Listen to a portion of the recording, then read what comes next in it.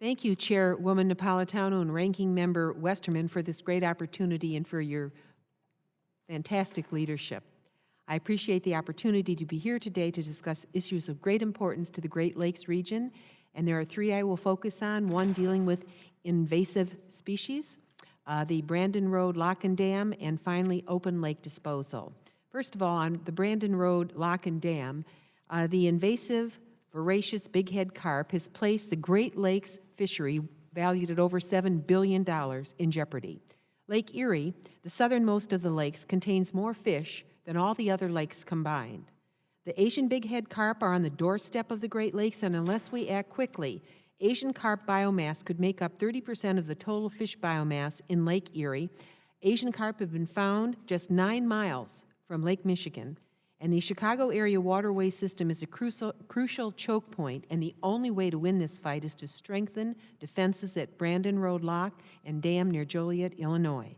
The Great Lakes are united in support of this project. Governors from New York, Indiana, Illinois, Minnesota, Michigan, and Pennsylvania passed a resolution indicating that these states will support the state of Illinois in its non-federal sponsorship role of Brandon Road. The Water Resource Development Act of 2020 presents an opportunity to amend the authorization for the project and to increase the federal cost share for the program as a project of national priority. And I would urge the committee's consideration to authorize the project as outlined in the Chief's report and increase the federal cost share to 90%.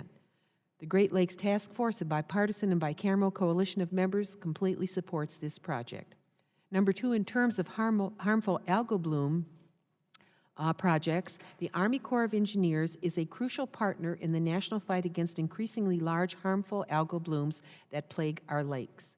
Corps scientists and engineers bring to bear a unique skill for helping communities confront the devastating impacts of HABs. With management of resources across our country and knowledge of water flow design and engineering solutions, the Corps is a key partner in the HAB response and control, and it plays an essential role in raising awareness of HAB events to the public, and I would urge your committee to explicitly acknowledge the ongoing work of the Corps to test and model HAB controls and encourage continued interagency cooperation under the Harmful Algal Bloom and Hypoxia Research and Control Act.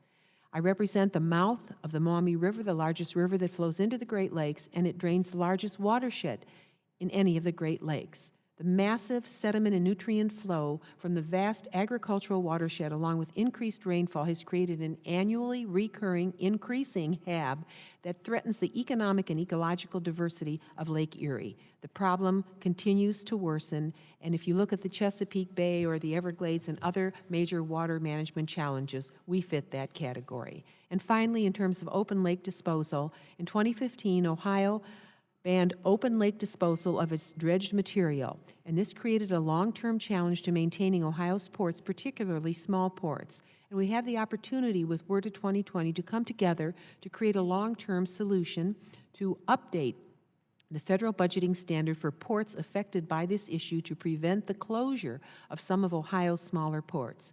The federal standard seeks to identify the method of sediment disposal which is of least cost to the federal government. However, this does not take into consideration state laws that ban open lake disposal when considering funding decisions for Ohio's federally maintained harbors.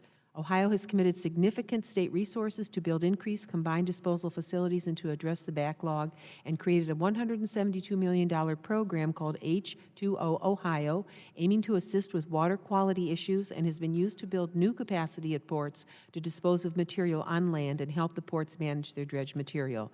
In closing, the federal government has a 100% federal share for managing these harbors, and this standard should not change. However, if Ohio wants to ban open lake disposal, the Corps should be allowed to budget above that standard with a state match. In conclusion, I look forward to working with the committee on these issues of great importance to the Great Lakes region, and I thank you so very much for the opportunity to testify.